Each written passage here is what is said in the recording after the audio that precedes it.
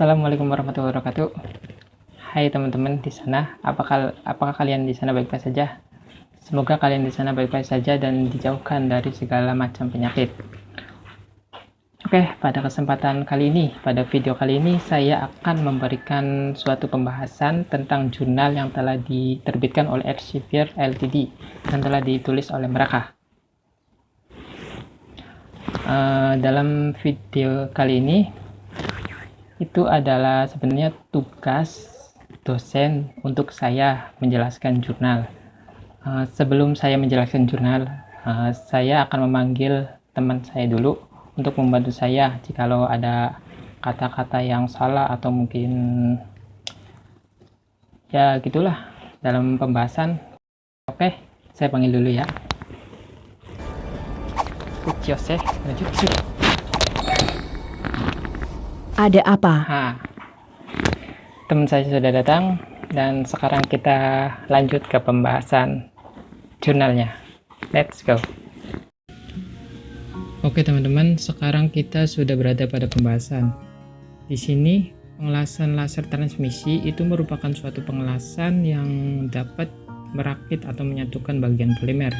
Iya, ini pengelasan banyak digunakan bagi para welder, khususnya untuk mengelas bahan polimer karena lingkungan yang rendah dan keserbagunaan. Baik, sekarang kita masuk ke material dan metode. Di sini ada pemilihan poliamida. Dalam pemilihan poliamida ini, mereka memilih bahan B3K atau poliamida semi kristal dengan sifat transparan. Dan yang kedua, untuk spesimen buramnya mereka memilih bahan B3S, yang dimana masing-masing bahan tersebut telah dikembangkan oleh BASF. Bagi teman-teman yang belum tahu BASF, Google apa itu BASF. BASF merupakan perusahaan kimia terbesar di dunia asal Jerman. Oke, makasih.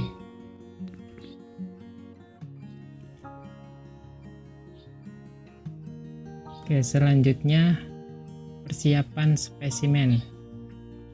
Untuk persiapan spesimen, sebelumnya pelat sudah dicetak dengan mesin injeksi. Dan karena kepekaannya terhadap air, semua poliamida itu dikeringkan selama 4 jam di dalam suhu 80 derajat Celcius.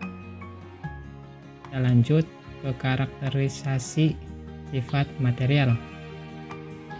Pada karakterisasi material, faktor transmisinya telah dihitung dengan alat spektrofotometer thermovisor dan memiliki hasil panjang gelombang sekitar 0,2 sampai 1,2 pm dengan sudut sinar datang 0 derajat dan juga diuji pada suhu 20 derajat Celcius. Ya, sekarang kita ke welding spesimen. Dari welding spesimen ini telah terbuat rakitan B3K atau B3S dan B3K atau T7630 dari mesin las dilengkapi dengan laser inframerah dan panjang gelombang 940 nanometer dan daya yang dikeluarkan dalam 46 watt. Baik, sekarang kita masuk ke simulasi penelusuran ray. Dalam metode ini, jalur masing-masing sinar diikuti dalam makroskopik. Dalam setiap elemen makro, sinar masuk dalam mesh mikroskopik dan diikuti dalam elemen mikro. Menurut hukum Celle-Descartes, setiap kali sinar menghadapi perubahan media itu mengalami penyimpangan dan dapat dirumuskan seperti ini. Nah, di mana N1, N2 adalah indeks bias, theta 1 adalah sudut sinar datang, theta 2 adalah sudut sinar yang dibiaskan. Lanjut, ada pembuatan mikro. Untuk pembuatan mikro ini mereka menggunakan software MATLAB untuk membuat struktur. Karena software ini memungkinkan untuk mengontrol banyak parameter pada konstruksi inklusi menurut struktur mikro makro yang sebenarnya. Dilihat pada gambar A yang ini. Lingkaran perhitungan memilih satu pusat secara acak, mengordinasikan dan menghapus pusat terdekat dari vektor lokasi menurut lingkup pengaruh yang ditentukan dari ukuran inklusi yang diinginkan. Nah, terus kita lanjut ke generasi sel referensi. Nah, sama halnya seperti sebelumnya, dalam metode ini dibantu dengan menggunakan MATLAB dan menghasilkan gambar sel periodik yang menentukan diameter sel yang ditentukan. Kita lanjut, karakterisasi mekanik. Jadi pada bagian ini benda kerja diuji menggunakan mesin load cell yang ini dengan kekuatan 500 Newton dan dipantau untuk melihat hasil retakan yang diperoleh. Baik, setelah pengujian selesai pasti memiliki hasil, bukan? Ya nggak Google? Iya. Nah, sip. Dari pengujian tadi kita sudah memiliki beberapa hasil. Pada hasil yang pertama yaitu sifat material. Pada hasil ini, di sini kita mengikuti hukum Beer-Lambert. Jadi faktor transmisi meningkat ketika ketebalan sampel menurun. Efek ketebalan lemah untuk B3S, transmisi bervariasi dari 6 hingga 11, kurang lebih ya 3%, berapapun ketebalannya. Sebaliknya, efek ketebalan dari besar untuk B3K dari 1% untuk sampel 4 mm mencapai 26 sama 3 ya kurang lebih 3% untuk sampel centang 2 mm. Oke, selanjutnya selain koefisien transmisi tadi, menghasilkan juga termogram DSC. Di gambar A terjadi saat pemanasan dan di gambar B terjadi saat pendinginan. Secara identik, pada pendinginan rentang kristalisasi sama untuk 3 polimer antara 190 derajat Celcius hingga 160 derajat Celcius. Ini berarti makromolekul terperangkap dalam struktur kristal dan ada mobilitas yang jauh lebih kecil bagi molekul untuk berdifusi untuk membuat pengelasan yang kuat. Singkatnya gini, sinar laser harus membawa antarmuka cukup panas. Lalu segera mungkin suhu harus turun secara perlahan untuk mengontrol kinetika kristalisasi, juga untuk mendapatkan lasan yang sangat kuat. Terus ada hasil pengaruh parameter pengelasan. Pada bagian termoplastik difusi, suatu hamburan terjadi selama pengelasan. Oleh karena itu akan menjadi masalah untuk menerapkan hukum Beer-Lambert. Beer-Lambert. Iya, Google salah. Akan menjadi masalah untuk menerapkan hukum Beer-Lambert. Untuk menggambarkan distribusi intensitas cahaya dalam bahan-bahan termoplastik yang tersebar, dalam penelitian ini model analitis dikembangkan untuk menggambar jalur cahaya laser dan juga menyerap diabaikan dibandingkan efek hamburan. Input panas yang didistribusikan. Oh iya, didistribusikan pada permukaan dan vlog permukaan. Itu bisa dilihat rumus ini. Nah, di mana I0 adalah kekuatan laser. Dan ini adalah distribusi permukaan fungsi.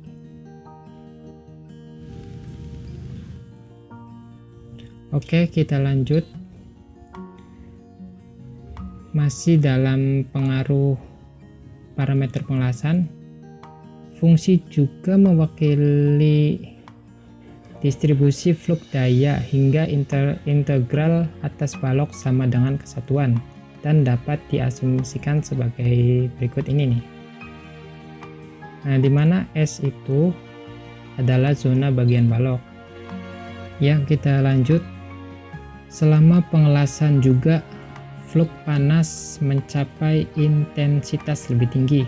Ketika kita menjauh dari zona pusat, flux panas akan berkurang. Sinar laser dianggap sebagai jumlah balok penampang yang sangat kecil dan menghasilkan rumus kayak gini nih. Ya, rumus ini ya dimana X, Y adalah variabel ruang, gamma adalah distribusi spasial, X0 dan Y0 adalah pusat dari setiap balok mikro. Gamma I pangkat H adalah rasio penyebaran yang diberikan oleh ketebalan bagian. Kita lanjut ke hasil difusi sinar laser. Sebelumnya kita sudah tahu bahwa material yang digunakan yaitu untuk transparannya B3K dan material buramnya B3S yang telah ditandai gambar ini. Pada gambar ini itu zona yang terkena panas atau HAS. Lanjut, pada gambar diagram ini, yang ini adalah ukuran zona yang terkena panas atau HAS tadi. Yang H itu, yang ini untuk lebar, dan B yang ini untuk tinggi. Tinggi HAS pada gambar B cukup sama dengan semua polimer dan sebagian besar tergantung pada kecepatan pengelasan. Nah, sebaliknya, lebar HAS pada gambar A sangat tergantung pada jenis spesimen, ya, seperti jenis polimer dan ketebalan. Lanjut, sumber panas di antarmuka pengelasan untuk gambar A. Yang ini B3S 2 mm, yang gambar B B3K 4 mm, dan yang gambar C B3K 2 mm. Ini dijelaskan oleh fakta bahwa semakin rendah kecepatan, semakin tinggi kepadatan energi. Selain itu, kerapatan energi pada antarmuka sangat tergantung pada sifat optik. Ketika meningkatkan ketebalan sampel, difusi meningkat. Oleh karena itu, ukuran zona yang terpengaruh panas lebih besar sekaligus mengurangi kepadatan energi pada antarmuka, karena jumlah flux yang sama didistribusikan ke area yang lebih besar. Namun dalam kasus ini, rakitan yang terdiri dari dua subberat 2 mm dan rakitan yang terdiri dari dua subberat 4 mm terdapat pengurangan HAS. Dan yang terakhir adalah hasil dari karakterisasi kekuatan antarmuka. Di hasil ini ada dua. Yang pertama itu hasil dari tingkat pelepasan energi keseluruhan, yang ini. Pertama-tama dapat diperhatikan bahwa semakin rendah ketebalannya, semakin tinggi tingkat pelepasan energi. Mempertimbangkan faktor transmisi B3K yang menurun dari 23% menjadi 1%, ketebalan memiliki efek tinggi pada difusi. Jadi, dengan faktor transmisi rendah, tingkat daya mencapai antarmuka terlalu rendah dan tidak mendukung peningkatan suhu. Kepadatan energi pada antarmuka tidak tinggi, cukup untuk memungkinkan poliamida mencapai suhu leleh di antarmuka. Dan yang kedua, itu ada efek kecepatan pengelasan laser pada pelepasan energi laju.